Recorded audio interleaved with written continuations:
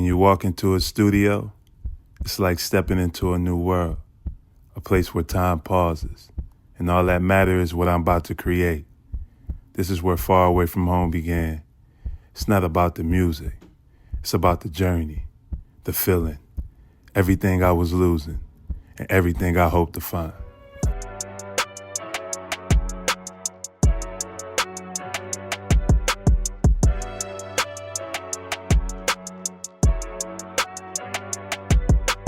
I couldn't fake anything on this project. Some days it was hard. I'd sit in front of the mic and the words wouldn't come.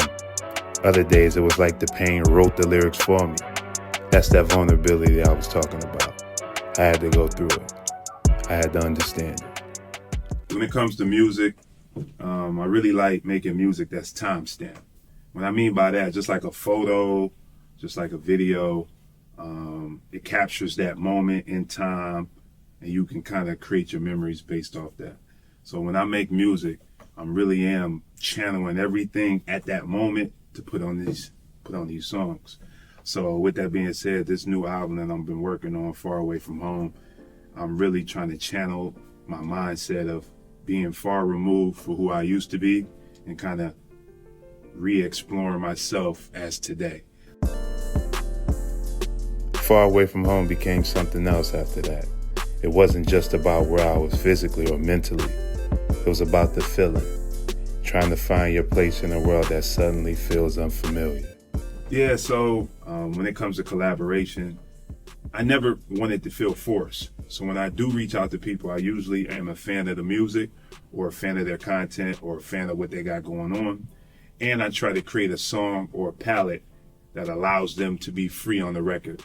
So I really study the collaborators, the people that I've done music with. I study their music, and then I create a song kind of based on stuff that they do well.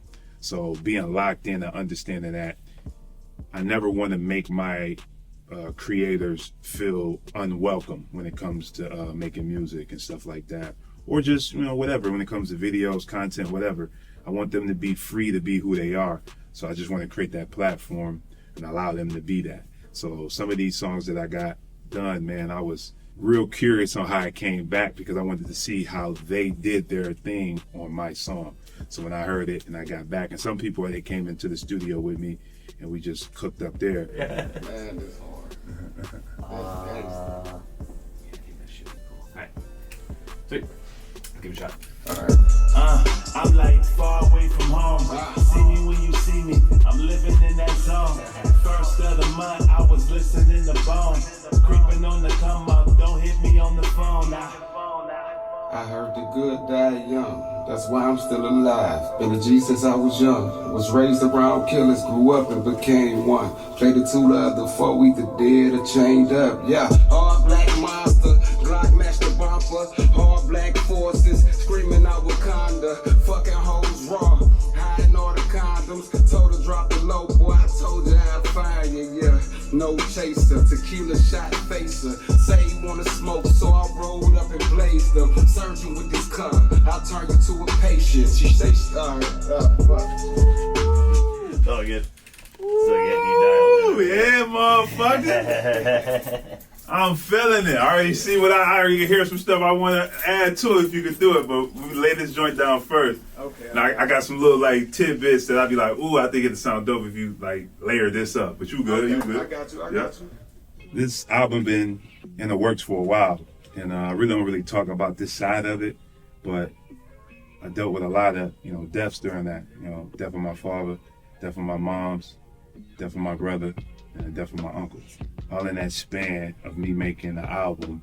So you really try to figure out, how you want to display yourself to the world while going through those emotions. So it just seemed like yesterday when I just, my mom, I wasn't, I was the last person to see my mom's.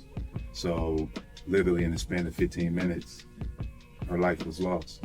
So me going over, kicking it with my mom, to going back home, and then getting a phone call saying, hey, she not, answering the door.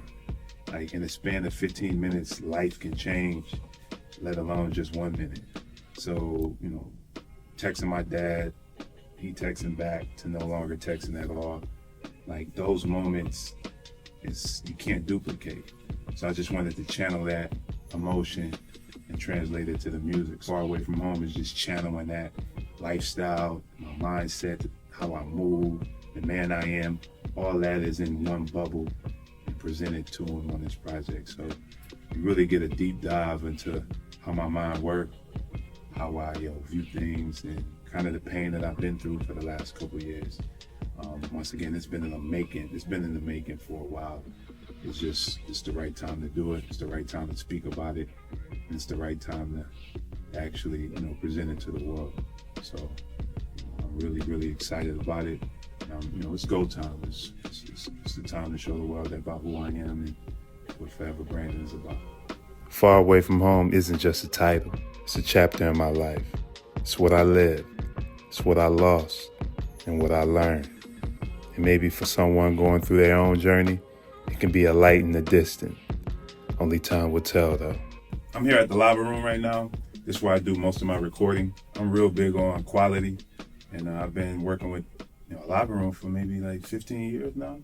I moved to wherever they move, I'll move to. So no matter where they was at. I think when they originally was at, when I first started working at Lava Room, I think there was where was that? On Euclid. Yeah, they was on Euclid behind the Agora. So now that I'm 15 years deep, my music is progressing, my quality is A1, and that's because of Lava Room. That's gonna be The shoe fits.